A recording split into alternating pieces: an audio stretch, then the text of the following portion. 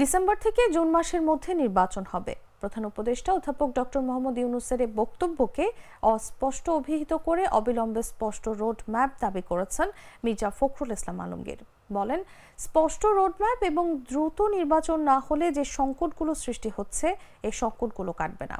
বুধবার সকালে রাজধানীর শেরেবাংলা নগরে প্রয়াত রাষ্ট্রপতি জিয়াউর রহমানের কবরে শ্রদ্ধা নিবেদন শেষে বিএনপি মহাসচিব এ মন্তব্য করেন।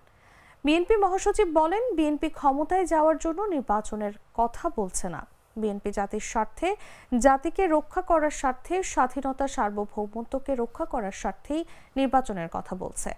নির্বাচিত পার্লামেন্ট এবং সরকারের কথা বলছে।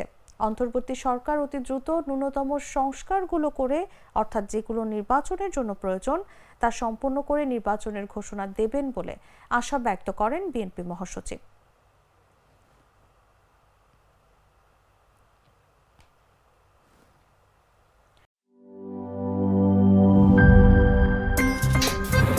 আমার একটা স্মার্ট সিদ্ধান্তে 25% গ্যাসের খরচ কমেছে। ভাবছেন কিভাবে?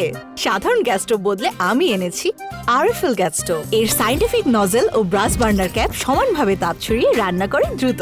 তাই গ্যাসও বাঁচায় 25%, টাকাও বাঁচে 25%। আরএফএল গ্যাস স্টোভ নিরাপদ ও গ্যাস সাশ্রয়ী।